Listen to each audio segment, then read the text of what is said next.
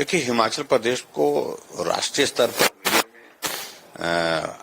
काफी बड़ी कवरेज इन दिनों में मिल रही है, लेकिन हमारे लिए चिंता का विषय ये है कि अच्छी बात को लेकर के कवरेज होती तो हमें भी आनंद होता है। हिमाचल प्रदेश के सभी हमारे भाई बहनों को इस बात का गर्व होता है।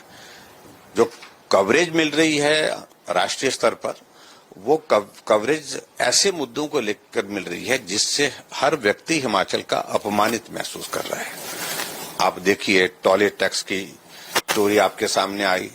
स्वच्छता का अभियान पूरे देश भर में चला है और हर घर में टॉयलेट बनना चाहिए, इसके लिए प्रयत्न चल रहे हैं। और टॉयलेट जब लग गए तो हमारे हिमाचल के मुख्यमंत्री कहने लगे कि टॉयलेट लग गए हैं, अब इनकी गिनती करिए और इन पर टैक्स लगाइए। और जब शोर पड़ा तो कहने लगे कि ऐसा नहीं हम करेंगे। और इसी तरह से हिमाचल प्रदेश में कांग्रेस पार्टी ने एक बहुत बड़ी घोषणा की थी चुनाव से पहले कि 5 लाख नौकरियां देंगे, और अभी हाल ही में नोटिफिकेशन निकाली कि 2 साल से खाली पड़े पद जो है वो समाप्त कर दिए जाते हैं। 1.5 लाख से ज्यादा पद समाप्त होंगे। नौकरी एक आदमी को नहीं मिली 2 साल में, लेकिन 1.5 लाख से ज्यादा पद समाप्त कर दिया। फिर कंट्रोवर्सी बन गई, फिर कहा कि नहीं, हम विचार करेंगे, नए सिरे से विचार करेंगे।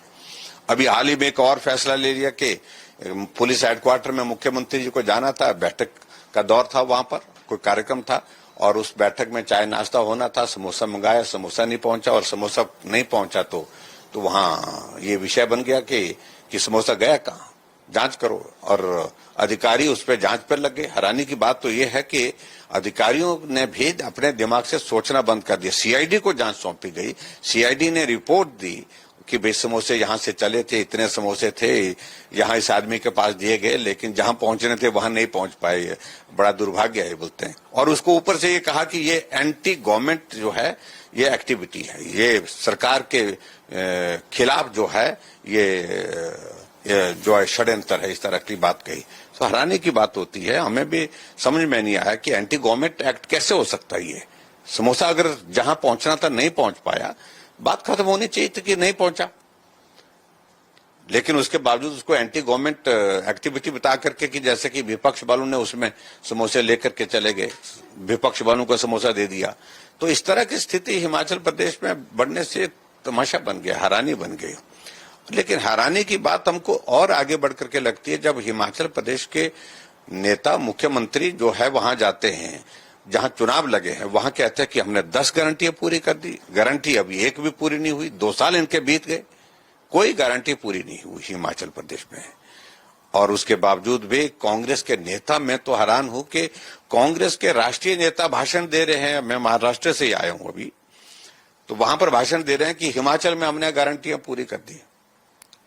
एक भी गारंटी हिमाचल प्रदेश में पूरी नहीं हुई, न 1500 वाली पूरी हुई है, और उसमें तो उल्टा जो है रिकवरी का प्रोसेस शुरू कर दिया। कहा कि जिन लोगों को गलती से थोड़ा बहुत मिल भी गया था पैसा तो वो वापस लेंगे। 22 लाख महिलाओं को मिलना चाहिए, 18 से 60 साल की अगर महिला, जो गारंटी है इनकी। और उसमें अब बहुत सारे रिस्ट्रिक्शंस लगा दिए, बहुत सारी बातें उसमें कर दी, जिसमें बहुत सारी कैटेगरी तो बाहर हो गई। हार्डली लोकसभा के चुनाव से पहले लाभ लेने के लिए, राजनीतिक लाभ लेने के लिए कुछ महिलाओं को लगाया। उनमें से अधिकांश महिलाएं वो हैं जिनको पहले से सुरक्षा, जो सामाजिक सुरक्षा पेंशन मिलती है, 1000 रुपए मिलती है तो उनको 500 रुपए डाल करके कह रहे हैं कि 1500 रुपए की गारंटी पूरी हो गई। 1000 रुपए 1200 रुपए मिलते हैं, 1150 मिलते हैं, तो बाकी थोड़े से 200-250 रुपए इसमें डाल करके कह रहे हैं कि गारंटी पूरी हो गई।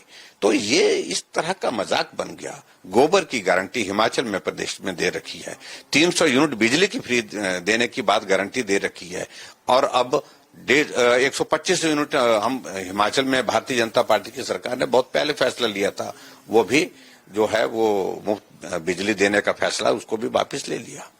तो जो भी फैसले हिमाचल प्रदेश में किए जा रहे हैं, वो फैसले सारे के सारे जो है वो जो इन्हें कमिटमेंट्स की हैं, गारंटी दी है, उनके विपरीत हैं।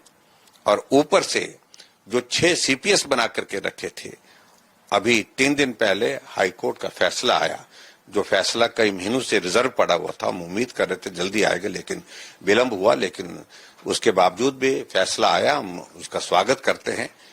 6 के 6 सीपीएस हटा दिए गए और बताया कि ये संवैधानिक दृष्टि से बनाए नहीं जा सकते हैं, गैर संवैधानिक दृष्टि से यानी कि असंवैधानिक तरीके से बनाए गए थे।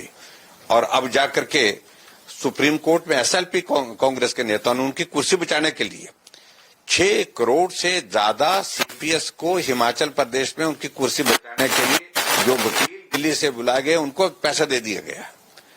और अब सुप्रीम कोर्ट में एसएलपी होने की वजह से और करोड़ों रुपए खर्च होगा। एक तरफ से हिमाचल प्रदेश में कर्मचारियों को सैलरी नहीं मिल पा रही है, पेंशनर्स को पेंशन नहीं मिल पा रही है, विकास के कार्य ठप पड़े हैं, लेकिन सीपीएस की कुर्सी बचाने के लिए करोड़ों रुपए खर्च करने के लिए सरकार के पास पैसे हैं।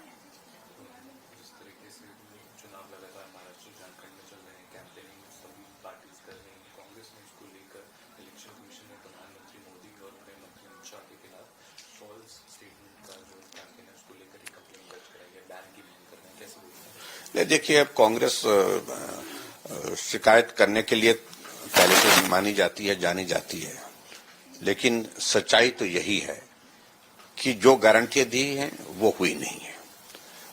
हरियाणा में भी यही प्रचार करने की कोशिश कि हिमाचल पड़ोस में है, हिमाचल में ये भी हो गया, ये भी हो गया, गारंटी पूरी हो गई, खटाखट गारंटियां पूरी हो गई। परिणाम आया, खटाखट करके भारतीय जनता पार्टी की सरकार बन गई, तीसरी बार बन गई। और यही स्थिति आपके महाराष्ट्र और झारखंड में होने वाली है। भारतीय जनता पार्टी गठबंधन की सरकार, एनडीए गठबंधन की सरकारें बनेंगी दोनों राज्यों में। और निश्चित रूप से कांग्रेस की गारंटियां अब एक्सपोज हो गई है। वो दौर बीत गया है जो गारंटी के नाम से ये ठग सकते थे, गुमराह कर सकते थे। पिछले कल ही हम जाकर के वहां महाराष्ट्र में कर्नाटक के डिप्टी चीफ मिनिस्टर भी थे और तेलंगाना के जो मेंबर पार्लियामेंट हैं और पार्टी के हमारे नेशनल वाइस प्रेसिडेंट है वो भी हमारे साथ थे। हम तीनों लोगों ने वहां पर प्रेस कॉन्फ्रेंस में कहा, ना हिमाचल में गारंटी पूरी है, ना कर्नाटका में और ना ही तेलंगाना में। झूठ सब जगह से बोल रहे हैं। तो इसका परिणाम जो है कांग्रेस को अब महाराष्ट्र में और यहाँ झारखंड में भुगतना पड़ेगा।